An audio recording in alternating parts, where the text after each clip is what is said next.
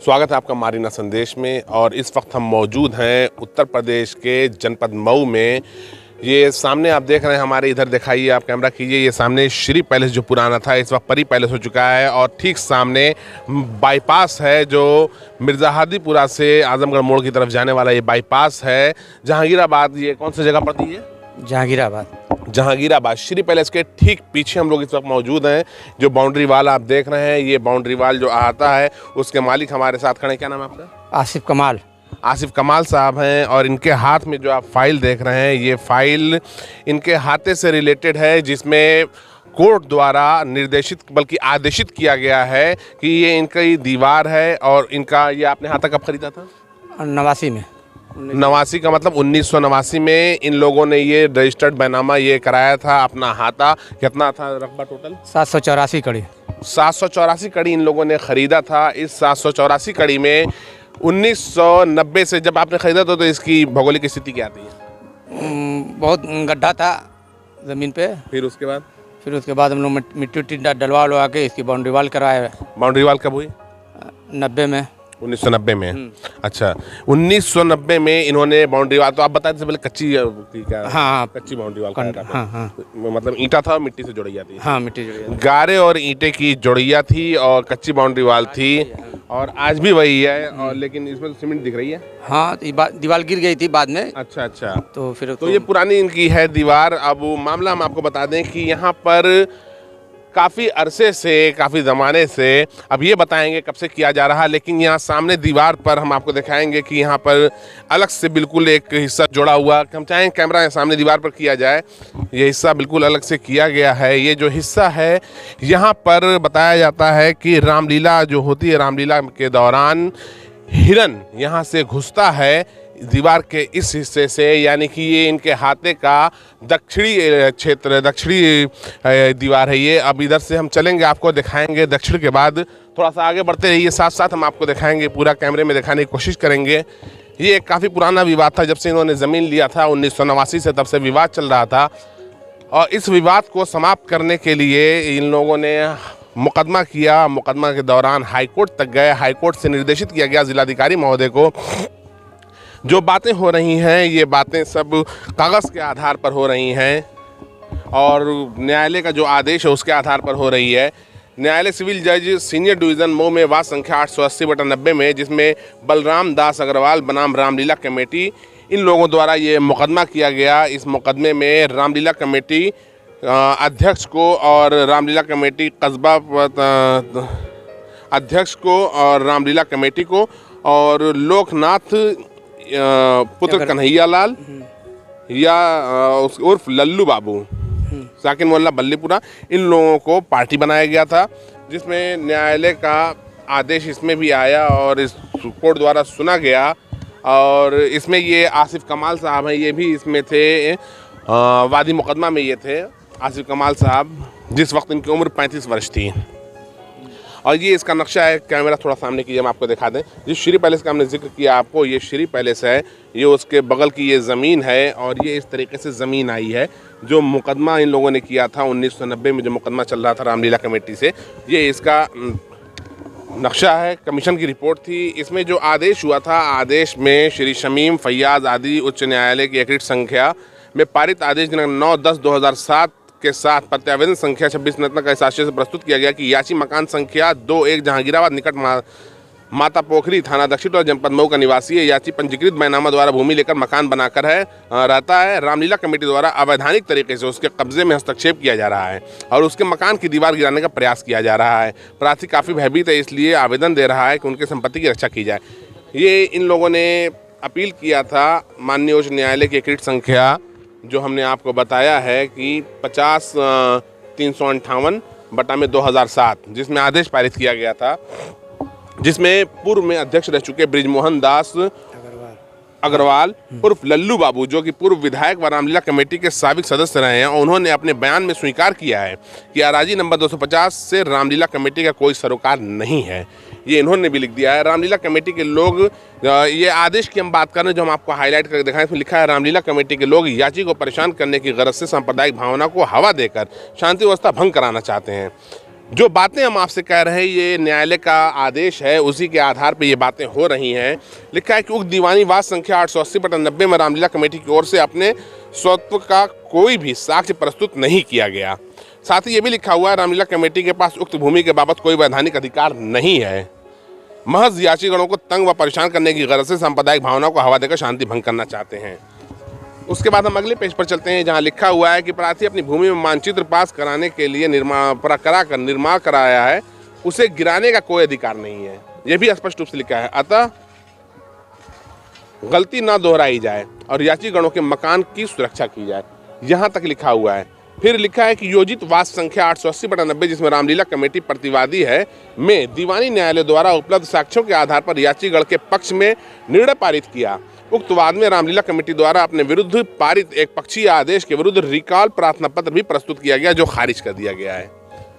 अब हम आगे बढ़ते हैं। आदेश काफ़ी लंबा है, फाइल मोटी है, लेकिन जो मेन हाईलाइटेड चीज़ें हैं वो हम आपको दिखाते जा रहे हैं। लिखा है कि आराजी संख्या 250 क्षेत्रफल 870 कड़ी में वादीगढ़ के कब्जा दखल में किसी प्रकार का हस्ताक्षेप न करें, उसमें स्थित दीवार हाता को क्षतिग्रस्त न करें तथा वादीगढ़ के कब्जा दखल में किसी प्रकार का हस्तक्षेप न करें। ये आदेश में लिखा हुआ है। ये पी गुरु प्रसाद साहब जिला मजिस्ट्रेट मऊ थे, जिनका 7/12/2007 का ये आदेश की कापी है जो हम आपको दिखा रहे हैं। लेकिन उसके बाद भी इनके द्वारा बताया जा रहा है कि हर वर्ष ये दीवार क्षतिग्रस्त की जाती है। इसमें लिखा हुआ है कि अतः प्रत्यावेदन इस आशय से निस्तारित किया जाता है, यानी इस मुकदमे को भी निस्तारित कर दिया गया कि अतः प्रत्यावेदन इस आशय से निस्तारित किया जाता है कि मौके पर जमीन उपलब्ध है जहां रामलीला की जा सकती है। याची की बाउंड्री वाल आदि में किसी सक्षम न्यायालय के आदेश के कोई अवरोध क्षतिग्रस्त न किया जाए, आदेश के बिना कोई अवरोध या क्षतिग्रस्त न किया जाए। और आदेश की कापी तमाम हर जगह भेज दी गई थी। अब हम आपको आगे चलते हैं, दिखाते हैं कि अगला मुकदमा है न्यायालय सिविल जज सीनियर डिवीज़न मऊ में, जो कि 38/2007 है। रामलीला कमेटी बनाम बलराम आदि, जो रामलीला कमेटी ने इनके विरुद्ध किया था। रामलीला कमेटी के इस मुकदमे को भी हम आपको सुना दें। मुकदमे की थोड़ा मुख्य बातें हम आपको बता दें, हाईलाइटेड चीज़ें बता दें, उसके बाद फिर हम आपको चल के पूरे मौके को भी वीडियो में दिखाएंगे। मौके की खास बात है कि इनका है प्रकृतवाद संख्या 38/2007 रामलीला कमेटी बनाम बलराम दास आदि। इसमें लिखा गया है दरखास्त की मंजूरी का कोई माकूल वजह नहीं है। इन्होंने जो किया था इसके विरुद्ध किया था, जो आदेश हुआ उस आदेश के विरुद्ध, जिसमें न्यायालय ने लिखा है कि दरखास्त की मंजूरी का कोई माकूल वजह नहीं है, दरखास्त बिल्कुल झूठे व गलत कथनों के आधार पर प्रस्तुत की गई है जिसका वास्तविकता से कोई लेना देना नहीं है। सायलान का यह कथन की दिनांक 11/9/2007 के पूर्व उन्हें मुकदमा हाजा की जानकारी नहीं रही, बिल्कुल गलत व झूठा है। जो इसमें लिखा हुआ है न्यायालय का आदेश वो हम आपको दिखा रहे हैं। साथ ही लिखा है कि सोमनाथ पांडे को पार्टी बनाए जाने हेतु दी गई खिलाफ इसके समस्त कथन सायलान गलत व झूठा है। मुकदमे में सायलान के खिलाफ 2/2/1995 को मुकदमा एक पक्षीय रूप से अग्रसारित हो गया, तो सायलान की तरफ से 18/5/2095 को रिकॉल प्रार्थना पत्र में 80/2 शपथ पत्र के साथ प्रस्तुत किया गया। लेकिन पुनः सायलान के द्वारा अनुपस्थित रहने के कारण सायलान का रिकॉल प्रार्थना पत्र दिनांक 2/4/1998 को निरस्त कर दिया गया। यानी इनके विरुद्ध ये सारा कोर्ट का आदेश है। जो इन्होंने मुकदमा किया उसमें भी, रामलीला कमेटी ने जो मुकदमा किया उसमें भी इनके विरुद्ध आया है। सायलान के उक्त समस्त कथन को छुपाते हुए बिल्कुल झूठे कथनों पर दरखास्त प्रस्तुत किया है। अब आगे बढ़ते हैं। लिखा है कि प्रार्थना पत्र में सायलान द्वारा किया गया कथन बिल्कुल झूठा, निराधार व बनावटी है और केवल मुकदमे में झूठे लाभ के लिए गढ़ा गया है। ये जो बातें हम आपको बता रहे हैं, ये सारी बातें मुकदमे में आदेश जो है हम उसके आधार पर हम बता रहे हैं। लिखा गया है कि अलेक्जेंद्र विक्रम सिंह द्वारा व्यक्तिगत हैसियत से दाखिल किया गया है, इस 9 से भी दरखास्त पोषणीय नहीं है। उपरोक्त आधारों पर दरखास्त खारिज फरमाए जाने योग्य है। फिर उसके बाद हम इसमें अब आगे बढ़ते हैं। जो हाईलाइटेड पॉइंट्स है सिर्फ हम वही आपको बता रहे हैं। आगे बढ़ते हैं। आगे लिखा हुआ है सायलान का यह कथन की दिनांक 11/9/2007 को उन्हें डिग्री की जानकारी हुई गलत व झूठा है। हरगिज सायल दफ़ा 5 कानून मियाद से किसी भी लाभ को पाने का अधिकारी नहीं है। फिर लिखा है कि दिनांक 7/3/2005 को आवेदक के विरुद्ध आदेश पारित किया गया था। फिर लिखा हुआ है ऐसी स्थिति में प्रार्थना पत्र पोषणीय न होने के कारण निरस्त किया जाता है। अंतिम में लिखा है आदेश प्रार्थना पत्र 4/2 निरस्त किया जाता है। यह सिविल जज परवर खंड त्वरित न्यायालय मऊ का ये आदेश था जो हमने अभी आपको पढ़ के सुनाया है। और अब हम आगे इसमें बढ़ते हैं, जिसमें लिखा हुआ है श्री अलेक्जेंद्र विक्रम सिंह ने अपने को उसका तथाकथित प्रतिनिधि बताते हैं। रामलीला कमेटी का कोई प्रस्ताव भी अलेक्जेंद्र विक्रम सिंह के नाम से नहीं है कि समिति ने उन्हें तजबीसानी की है। ये भी साथ ही लिखा हुआ है कि दरख्वास्त बिल्कुल झूठे व गलत कथनों के आधार पर प्रस्तुत की गई, जिसका वास्तविकता से कोई लेना देना नहीं है। साइलान का यह कथन की दिनांक 11/9/2007 को पूर्व उन्हें मुकदमा संख्या 880/90 की जानकारी नहीं थी, बिल्कुल गलत व झूठा है। फिर उसके बाद लिखा गया है, यानी कि हर जगह कोर्ट के आदेश में रामलीला कमेटी के हर कथन को और उनके द्वारा प्रस्तुत साक्ष्यों को गलत, झूठा और मनगढ़ंत बताया गया है। यहीं आगे लिखा हुआ है, साइलान का यह कथन कि उनके ऊपर सम्मन की पैरवी नहीं की गई बिल्कुल गलत, झूठा, बेबुनियाद व शरारतपूर्ण है। शब्दों का ध्यान दीजिएगा जो माननीय न्यायालय द्वारा इस्तेमाल किया जा रहा है। वहीं लिखा है, साइलान का यह कथन कि रमेश कुमार शुक्ला मुकदमे में व्यक्तिगत हैसियत से हाजिर हुए बिल्कुल गलत व झूठा है, क्योंकि रमेश कुमार शुक्ला को मुकदमे में पक्षकार बतौर श्री रामलीला कमेटी समिति बनाया गया था। फिर उसके बाद अगला हाईलाइटेड पॉइंट है, इसमें लिखा है, खिलाफ इसके कि समस्त कथन साइलान गलत व झूठा है और केवल मुकदमे में बचाव के लिए गढ़ा व तैयार किया गया है। फिर हम आपको हाईलाइटेड पॉइंट दिखाएंगे, जहाँ लिखा है, पुनः साइलान के द्वारा अनुपस्थित रहने के कारण साइलान का रिकॉल प्रार्थना पत्र दिनांक 2/4/1998 को निरस्त कर दिया गया। यानी फिर इनका जो रिकॉल प्रार्थना पत्र था उसको फिर निरस्त किया गया और लिखा है, और मुकदमे में पुनः एक पक्षीय कार्रवाई का आदेश प्रभावी हो गया। यानी जो एक्स पार्टी हुआ था, एक पक्षीय आदेश हुआ था, वो दोबारा फिर प्रभावी हो गया। इनके प्रार्थना पत्र का कोई फायदा नहीं हुआ। न्यायालय ने इन्हें झूठा और मनगढ़ंत बताया। अपने शेष जमीन निर्माण के बाबत मास्टर प्लान का नक्शा पास कराने के बाबत दरखास्त दिया गया, तो वहाँ भी रामलीला कमेटी के ने आपत्ति दाखिल किया गया था, लेकिन उसके बाद भी उनकी आपत्ति को निरस्त करते हुए इनका नक्शा पास हुआ। और वहीं लिखा है कि प्रार्थना पत्र में साइलान द्वारा किया गया कथन बिल्कुल झूठा, गलत व निराधार है। जो बार बार आपको वो शब्द की पुनरावृत्ति हो रही, झूठा, गलत, बिल्कुल और निराधार बार बार बताया जा रहा है। वहीं उपरोक्त आधारों पर दरखास्त रजिस्ट्रेशन खारिज होने योग्य है, खारिज फरमाई जाए। फिर इनकी रजिस्ट्रेशन की दरखास्त को खारिज कर दिया गया। वहीं अब अंतिम आदेश फिर आता है, दिनांक 20/9/2019 की ये कापी है और आदेश ये आपका है, ये आदेश कब का है? ये 2/3/2017 2/3/2017 के आदेश है, जिसमें लिखा हुआ है कि ऐसी स्थिति में एक पक्षीय आदेश पारित किए जा रहे हैं तथा इनके विरुद्ध एक पक्षीय आदेश पारित करते हुए न्यायालय द्वारा जो निर्णय पारित किया गया उसमें प्रतिवादीगण जानबूझकर अनुपस्थित रहे हैं। इसी को दृष्टिगत रखते हुए न्यायालय द्वारा एक पक्षीय आदेश पारित किया गया है। प्रतिवादीगण का आशयवाद को विलंबन करने का प्रतीत होता है। ऐसी स्थिति में आवेदकगण प्रतिवादीगण की ओर से प्रस्तुत प्रार्थना पत्र 6/2 निरस्त किए जाने योग्य है। प्रार्थना पत्र 6/2 का निरस्त किया जाता है। यानी ये भी फैसला जो आया ये रामलीला कमेटी के विरुद्ध आया और न्यायालय ने इनके पक्ष में 100% इनके पक्ष में दिया। और वहीं ये थे इस समय एक एडीजे थे गजाली साहब, जिन्होंने अपने हाथ से लिखा है, जिसमें स्पष्ट रूप से लिखा गया कि पूरा दिन, संक्षिप्त में बता दें, पूरा दिन रामलीला कमेटी को आवाज़ दी गई लेकिन कोई उपस्थित नहीं हुआ। वहाँ से भी इनके द्वारा बताया जा रहा है न्यायालय द्वारा कि ये लोग केवल उलझाने की गरज से इस तरीके का काम इन लोगों ने किया है।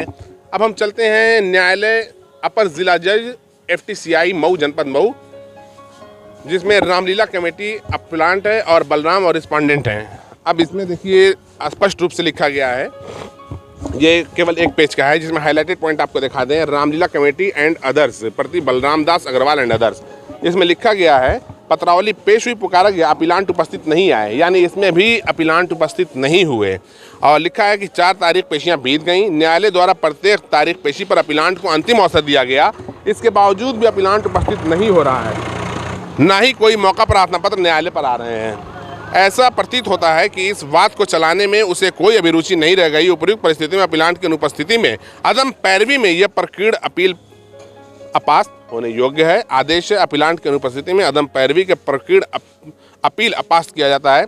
आवश्यक कार्योपरांत पत्रावली दफ्तर दाखिल हो। यानी एक पेज में ये भी है, जिसमें रामलीला कमेटी ने एक FCTI कोर्ट में माननीय न्यायालय एडीजे FTCI कोर्ट में इन्होंने एक दावा और दाखिल किया था, जिसको उन्होंने निरस्त करते हुए, जिसमें खुद उन्होंने मुकदमा किया और खुद पेश नहीं हुए, इसमें भी एक्स पार्टी हो गया। अब हम बढ़ते हैं एक अगला मुकदमा, इजरा इन्होंने किया था, जो इनके पक्ष में जितने आदेश हुए उसका इजरा इन्होंने किया था 2019 में न्यायालय सिविल जज सीनियर डिवीजन मऊ में आसिफ कमाल बनाम रामलीला कमेटी। जो यह नकल आदेश इन्होंने निकाला है 21/9/2022 का है और इसमें आदेश जो हुआ है वो आदेश हुआ है 21/9/2022 को, जिसमें लिखा हुआ है आसिफ कमाल बनाम रामलीला कमेटी। ये आखिरी पेज है, वीडियो थोड़ा लंबा ज़रूर होगा, लेकिन हम दिखाएंगे कि एक ये लफड़े की जगह थी जहाँ पर प्रशासन भी हर साल काफ़ी परेशान होता था और जिसकी बाउंड्री है यानी आसिफ कमाल साहब, ये लोग भी काफ़ी परेशान होते हैं। नगर पालिका की टीम यानी जिला शासन प्रशासन सभी को परेशान होना पड़ता था, जिसमें कोर्ट का स्पष्ट आदेश है, सारा आदेश इनके पक्ष में है। एक पक्षी आदेश हुआ है, किसी भी आदेश में कोई लंबा नहीं चल सका है, लेकिन काफ़ी लंबा समय खिंच गया। 1990 से ये मुकदमा चल रहा था और आज है सन 2022, यानी कि लगभग 32 वर्ष होने जा रहा है, जिसमें स्पष्ट रूप से लिखा हुआ है। ये थोड़ा सा हम आपको पूरा हाईलाइटेड पॉइंट नहीं बल्कि पूरा ये आदेश हम आपको पढ़ के सुना देते हैं, संक्षिप्त में नहीं बल्कि विस्तार से इसको आप जानिए। लिखा है कि पत्रावली पेश हुई, पुकार पर डिग्रीदार मैं अधिवक्ता उपस्थित, निर्णीत ऋणी अनुपस्थित, यानी रामलीला कमेटी यहाँ पर भी अनुपस्थित रही। प्रार्थना पत्र 4/2 पर डिग्री के द्वारा विद्वान को सुना गया, जो इस आशय से दिया गया कि डिग्री दारान वादीगढ़ की ओर से मूलवाद संख्या 880/1990 बलराम दास आदि बनाम रामलीला कमेटी दिनांक 7/3/2005 को एक पक्षीय रूप से आज्ञप्त करने हेतु निर्णीत गढ़ को 250 रकबा 784 कड़ी, जिसमें ABCDEFGHIJ से प्रदर्शित किया गया, यानी कमीशन की रिपोर्ट में इसको ए से लेकर जे तक प्रदर्शित किया गया, में उनके कब्जा दखल इस्तेमाल में किसी प्रकार का हस्तक्षेप करने से निर्णीत ऋणीगढ़ को वर्जित किया गया था। यानी कि इसमें स्पष्ट किया गया है कि इनको जो है प्रतिबंधित किया गया था कि इनके कब्जा दखल में किसी भी प्रकार का हस्तक्षेप न किया जाए, लेकिन उक्त के विरुद्ध निर्णीत ऋणीगढ़ की ओर से प्रस्तुत पुनर्स्थापना प्रार्थना पत्र प्रकृति सिविल भी निरस्त हो चुके हैं, यानी रामलीला कमेटी ने जो मुकदमा किया था वो भी निरस्त हो गया। उसके पश्चात भी निर्णीत ऋणी संख्या 9 न्यायालय के आदेश की अवहेलना करते हुए रामलीला के संचालन के समय मारिच वध मंचन के अवसर पर जानबूझकर विवादित आराजी संख्या 250 में स्थित 4 दीवारी की दक्षिणी दीवार व पूर्वी दीवार हर साल करीब 3 फीट की चौड़ी में तोड़कर सैकड़ों की संख्या में घुस जाते हैं तथा रामलीला मंचन करते हुए निकल जाते हैं। न्यायालय की डिग्री की अवमानना के कारण आदेश 21 नियम 32 सिविल प्रक्रिया संहिता के तहत निर्णीत ऋणी संख्या 9 की 50,000 रुपए की संपत्ति कुर्क, ध्यान दीजिएगा, रामलीला कमेटी के विरुद्ध देखिए बड़ा फैसला आया है, जहां न्यायालय लिख रहा है कि निर्णीत ऋणी संख्या 9 की 50,000 रुपए की संपत्ति कुर्क व नीलाम किया जाए तथा उसे 2 माह के लिए सिविल कारागार में प्रेषित किया जाए। ये एक बड़ी सजा सुनाई गई है कि 50,000 रुपए का जुर्माना और साथ ही 2 महीने के लिए सिविल कारागार में प्रेषित किया जाए, ये भी है। और समर्थन में आसिफ कमाल व अकलदेव का शपथ पत्र भी दाखिल किया गया है। वहीं अवलोकन से विदित होता है कि निर्णीत ऋणी की ओर से आपत्ति प्रस्तुत नहीं की गई। ऐसी स्थिति में प्रार्थना पत्र 4/2 एक पक्षीय रूप से इस प्रकार स्वीकार किया जाता है कि न्यायालय की डिग्री की अवमानना के कारण आदेश 21 नियम 32 सिविल प्रक्रिया संहिता के तहत निर्णीत ऋणी संख्या 9 की 50,000 रुपए की वसूली हेतु अमीन को परवाना जारी हो, आरसी जारी करने का भी आदेश दिया गया है। आवश्यक पैरवी अंदर 3 दिन किया जाए। अग्रिम आदेश हेतु पत्रावली दिनांक 14/10/2022 को पेश हो। ये इस पूरी फाइल की कहानी हमने आपको सुनाया है और ये पूरी कंप्लीट ये बाउंड्री है। सामने वहाँ देखेंगे जो स्टेज लगा हुआ है, ये रामलीला कमेटी का यहाँ पर पूरा प्रोग्राम चलता है और मारिच वध वगैरह के लिए बताया जा रहा है कि अंदर घुसते हैं। अब इस पूरे मामले की जानकारी, अभी तो हमने आपको कोर्ट का सब दिखा दिया, आदेश जो था, और अब जिनके पक्ष में हुआ है आसिफ कमाल साहब हैं, इनसे हम बहुत संक्षिप्त में जानना चाहेंगे कि क्या था पूरा मामला। थोड़ा शॉर्टकट में आप बताइए और फिर अंदर का स्थिति दिखाया जाए। ये मामला हम लोगों का 90 में शुरू हुआ, मुकदमा चला और बाउंड्री वाल थी और 2005 में हमारी डिग्री हो गई। तो हमने नक्शा वक्शा पास करवा के हमने अपना मकान बनवा लिया है। उसके बाद ये लोग अपना हमारी दीवार को गिराने खातिर प्रयास करने लगे। तो हमने हाई कोर्ट गए। कब प्रयास किया इन्होंने दीवार गिराने का? 2007 में। 2007 से लफड़ा शुरू हुआ। अच्छा, फिर? हाँ, 2007 से लफड़ा शुरू हुआ। फिर वहाँ से आदेश आया मजिस्ट्रेट को, जिलाधिकारी को। 2007 में पी गुरु प्रसाद जी थे। हाँ, तो वहाँ से ये आया कि इनको 1 हफ्ते में दोनों पक्षों को सुन के उस पर निस्तारित किया जाए। उन्होंने सुना और फैसला दिया उन्होंने। तो फैसले में था तोड़ने का? नहीं, फैसले में तोड़ने का नहीं है। यानी कि जो तोड़ना नहीं था उसके बाद भी तोड़ा गया। डीएम साहब तोड़ा गया, निर्णय को भी धोखा दिया गया। जो डीएम साहब ने निर्णय लिया उसमें भी उन लोगों ने घात लगा दी।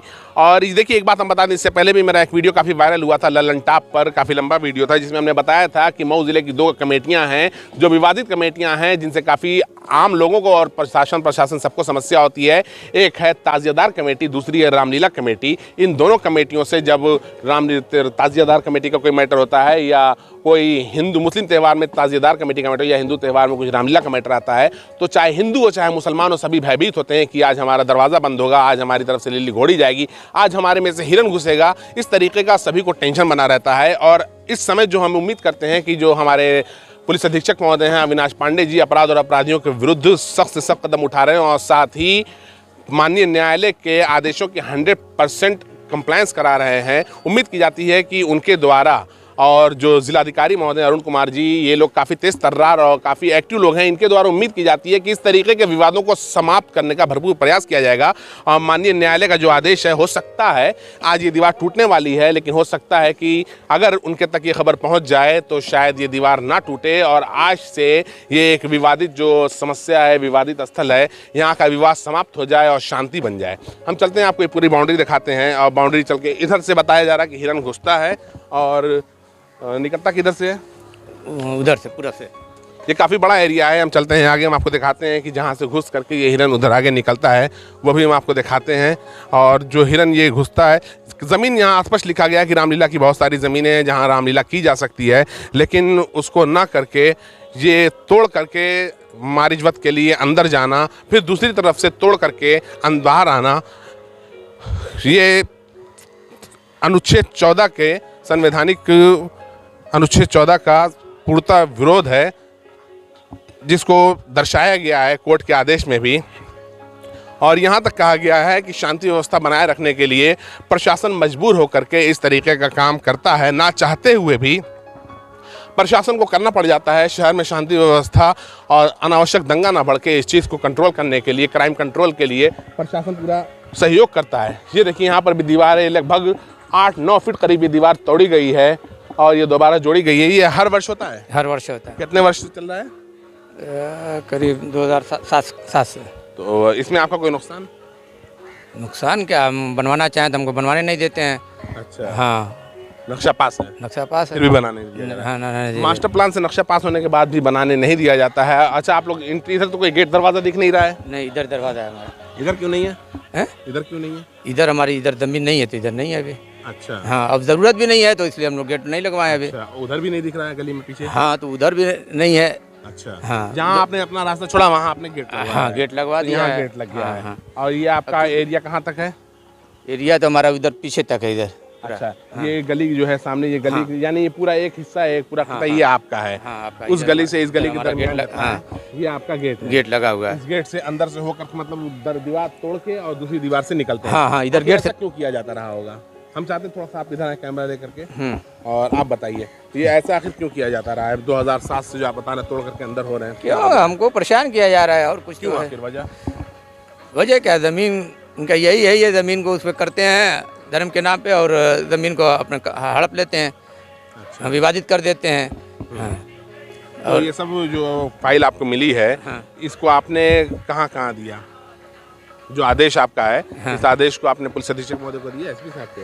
हाँ, एसपी साहब को दिया। कुछ आश्वासन मिला? नहीं, हमने डायरेक्ट नहीं दिया, हमने भिजवा दिया था। बाई पोस्ट भेजा है? नहीं, बाई पोस्ट नहीं, बाई हैंड ही गया। अच्छा। हाँ। तो कुछ आश्वासन मिला था कि नहीं? जिसने दिया उसने कुछ बताया? नहीं, कुछ बताया तो नहीं। कहेंगे वो मीटिंग बुलाएंगे और उस पर बातचीत चल रही है। अच्छा। और हमने पेपर में भी निकलवा दिया था। अच्छा। हाँ। किस पेपर में निकला है? अमर उजाला में। अच्छा। तो पेपर में निकला और आपने उसको भिजवा भी दिया। आज उम्मीद क्या करते हैं आपकी, आज टूटेगी कि नहीं? उम्मीद करते हैं प्रशासन की नहीं टूटनी चाहिए। अच्छा, और टूटी तब? आदेश का पालन हो जाए। टूटी तब? टूटी तो फिर हम कोर्ट जाएंगे। अच्छा। ये उम्मीद करते हैं कि इनको अब की बार न्याय मिल जाएगा। माननीय न्यायालय का जो आदेश है अब की बार उसका कंप्लायंस हो जाएगा और इनके जो नुकसान किया जा रहा है, देख सकते हैं आप कि ये इतना हिस्सा बाउंड्री का जो इनका है, ये कभी भविष्य में जब तक विवाद समाप्त नहीं हो जाएगा ये कुछ भी बनवा नहीं सकते हैं। ये स्थिति यहाँ मौके की है। और मऊ चूंकि अति संवेदनशील क्षेत्र कहा जाता है, जहां पर क्राइम कंट्रोल करने के लिए पुलिस अधीक्षक महोदय और जिलाधिकारी महोदय काफ़ी सख्त दिख रहे हैं और उम्मीद की जाती है कि अगर इन्हीं के जैसे पुलिस अधीक्षक और जिलाधिकारी महोदय आगे भी आते रहेंगे तो निसंदेह हर त्यौहार सकुशल संपन्न कराया जा सकता है और क्राइम कंट्रोल के साथ साथ तमाम अराजक तत्वों पर भी कड़ी निगाह रखने वाले तेज तर्रार पुलिस अधीक्षक महोदय से ये उम्मीद की जाती है कि इस तरीके का, केवल हम इसकी ही बात नहीं कर रहे, इनके पास तो माननीय न्यायालय का आदेश है और भी जो यहाँ शहर में पीड़ित लोग हैं, चाहे किसी से भी जो कमेटी बना के विवाद उत्पन्न करते हैं, ऐसे लोगों के पक्ष में या ऐसे लोगों के समस्या को सुनने के बाद उम्मीद की जाती है कि अपने ही कार्यकाल में, इसी कार्यकाल में इन सभी समस्याओं को समाप्त करने का प्रयास करेंगे और जिस पर माननीय न्यायालय का आदेश है उस आदेश को ज़रूर कंप्लायंस होगा। और आज फिर हम कोशिश करेंगे कि शाम का मंजर हम आपको बाद में फिर दिखाएंगे अपने अगले वीडियो में। प्रयास यही करेंगे कि शाम का मंजर फिर दिखाएं कि इसको तोड़ा गया या इसको क्राइम कंट्रोल करते हुए ऐसे अराजक तत्वों पर जिसको माननीय न्यायालय द्वारा भी झूठा, गलत और निराधार बताया गया है, केवल उलझाने की गरज से इस तरीके का काम किया जा रहा है, ऐसे अराजक तत्वों पर कार्रवाई करते हुए इनकी दीवार को सुरक्षित किया जाएगा और इन्हें अपना निर्माण कराने का मौका दिया जाएगा और इन्हें इस विवाद से मुक्त किया जाएगा। शासन प्रशासन से कुछ अनुरोध करना चाहेंगे? शासन प्रशासन से हमारा ये अनुरोध है कि न्यायालय के आदेशों का पालन किया जाए। आप अपनी जगह बिल्कुल सही हैं। बिल्कुल हम अपनी जगह सही हैं और हमने कोर्ट में ही लड़ाई लड़ी है और आगे भी लड़ते रहेंगे। यानी 32 साल बाद आपको इस तरीके का? हाँ, 32 साल बाद हमको आदेश मिला है। ये 1989 में इन लोगों ने ज़मीन खरीदा और 2022 में इनके पक्ष में लगातार आदेश आता गया, लेकिन रामलीला कमेटी द्वारा कुछ न कुछ कथन प्रस्तुत करते रहा गया, कभी मुकदमे के माध्यम से, कभी कुछ गलत बयान देके, इस तरीके से और मुकदमा करके कभी मौके पे नहीं आए, केवल समय खींचते रहे। आज का दिन लगभग 32 वर्ष का समय गुजर गया। 32 वर्ष से ज़मीन को लेकर ये परेशान है, ये निर्माण नहीं करा पा रहे हैं। ऐसी स्थिति में अब देखना ये है कि आगे किस प्रकार की कार्रवाई होती है। मऊ शहर में शांति व्यवस्था को कायम रखते हुए एक चुनौतीपूर्ण ये काम है जिसको जिला प्रशासन और शासन स्तर से देखना है कि किस तरीके से इस विवाद को समाप्त किया जाता है। हम मिलते हैं फिर आपसे अगले वीडियो में। धन्यवाद।